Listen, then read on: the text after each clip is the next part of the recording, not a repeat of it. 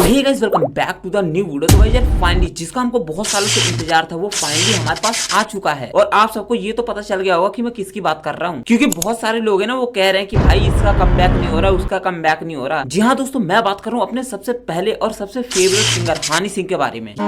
हौली हौली हौली हौली दिल मेरा तड़के, अख मेरी फड़के जदों वेखा तेरे। ये बंदा अपना कमबैक करते ही कुछ लोगों की डैश फाड़ के चला गया। अब डैश में कुछ भी भर लो, और इन्हीं कुछ लोगों में से एक है ये मोटा भाई, क्योंकि गाइस कमबैक की बात तो इसी बंदे ने चलाई थी। भाई हाँ बता दो ना, क्या किसका कमबैक नहीं हो रहा। एक जोक था, राहत इंदौरी जी ने सुनाया था। बंदा बोलता है कि सरकार चोर है, तो पुलिस पकड़ के ले जाती है उसको। कहता मुझे क्यों पकड़ा, तू बोल रहा है सरकार चोर है। कहता मैंने तो बताया नहीं आपको कौन सी सरकार चोर है। जिसको ये फील हो रहा है उसको फील हो रहा है। मैं इसको ये बोलना चाहता हूँ कि हाँ भाई अब बोल कि किसका कमबैक नहीं हो रहा है। सो गाइस वैसे तो हनी सिंह और बादशाह की कंट्रोवर्सी हो रही है, लेकिन गाइस उन सब में से फायदा इन सबको हो रहा है।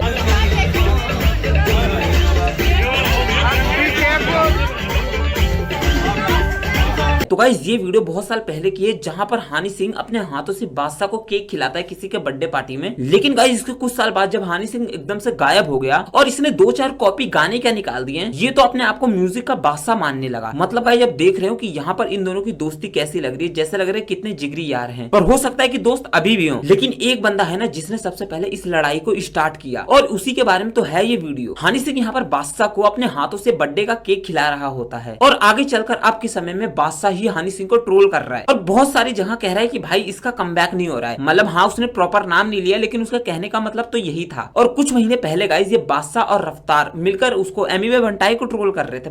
फाड़ के हाथ में भी दे देगा तभी तो बादशाह को कोई टेस्ट नहीं करता। बैड बॉय भी मेरे सामने बनते गुड बॉय बेटे। यू नाम लेने इनकी फटे। भाई पता नहीं किस बात का, सिर्फ गाने में ही एक दूसरे की बेइज्जती करना इनका मेन मकसद है। पीपीआर ने मेंशन किया माफिया मुंडी ना, यादें ताज़ा हो गई भाई, पूरा ताज़ा ही हो गई। मैं, रफ्तार, इक्का, हनी भाई, लिल गोलू, ओरिजिनल माफिया मुंडी। ये बंदा म्यूजिक का एक शो खोलकर उसमें अपने आप को जज क्या बना दिया, ये सोचने लगा कि हाँ भाई मैं ही हूँ म्यूजिक का गुरु, मेरे जैसा और कोई भी नहीं है, और ना ही मैं किसी को आने दूंगा, जिससे कोई भी कंपटीशन ही नहीं रहेगा, सारा कंपटीशन खत्म। बट इसको ये नहीं पता था कि ये आ रहा है।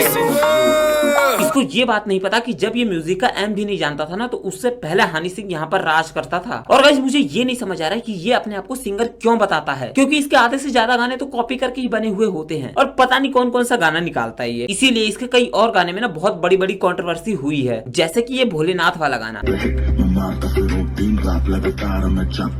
भोलेनाथ के साथ मेरी बनती है सही उसे नचाने मारता फिरूं दिन रात लगातार मैं जागता फिरूं। नाथ के साथ मेरी बनती है सही उसे नचाने का शौक है मैं नाचता फिरूं। भाई इस गाने में इसने ऐसा चीज बोल दिया था ना कि उसको इस गाने में से एक स्पेसिफिक पार्ट डिलीट करना पड़ा। हनी सिंह के कलस्तार और कुली कुली सॉन्ग के आने के बाद कुछ लोगों की ऐसी जल रही है ना, जिसका पता हमको साफ साफ चल रहा है।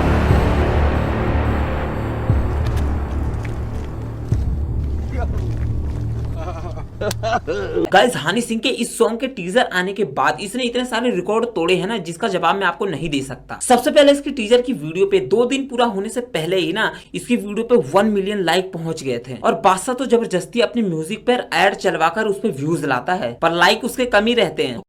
यार तुम लोगों ने ना भसड़ मचा रखी है। और ये जो रफ्तार इंस्टाग्राम पे स्टोरी लगा रहा है ना, ये साफ साफ बताते हैं कि ये किसको पोक कर रहा है। बादशाह ने सिर्फ एक बार नहीं बल्कि हनी सिंह को कई बार अपने गानों में ट्रोल कर रखा है, और ये सब चीजें ना हनी सिंह के फैन हनी सिंह के आने से पहले सुनकर भी अनदेखा कर रहे थे। मगर इस बार जब हनी सिंह का कमबैक हुआ तो हनी सिंह के फैन के अंदर पावर आ गई, और उन्होंने इस बार बादशाह को धर दबोचा। भाई हाँ बता दो ना, क्या किसका कमबैक नहीं हो रहा। जिसको ये फील हो रहा है उसको फील हो रहा है। फील तो गाइस मुझे भी बहुत तगड़ा हो रहा है, लेकिन किसी के जलने की, जो जल रहा है ना उसको वो फील हो रहा है। यहाँ फिर मैंने सीन चेंज किया और कुछ लोगों का कमबैक ही नहीं हो रहा। हाँ जियान भाई हो गया। अब सर आप बोले। कमबैक तो कहूंगा ही नहीं अपने आप को, क्योंकि मैं अगर 5 साल गायब रहा तो मैंने ये देखा कि रेडियो पे तो मैं चल ही रहा था, टीवी पे मैं दिख ही रहा था। गाइस यहाँ पर हनी सिंह ना बिल्कुल सही कह रहा है, क्योंकि कमबैक करने की जरूरत तो उनको होती है ना, जिनका करियर गाने से निकलने के बाद बिल्कुल खत्म हो जाता है। इनको असलियत ये नहीं पता ना कि जितना दिन हनी सिंह गायब था ना, उतना दिन अगर ये गायब रहते ना तो इनको कोई पूछने भी नहीं जाता कि भाई आखिर ये है कौन, इनका कोई गाना भी था। शाहरुख खान साहब का बहुत बड़ा फैन हूँ।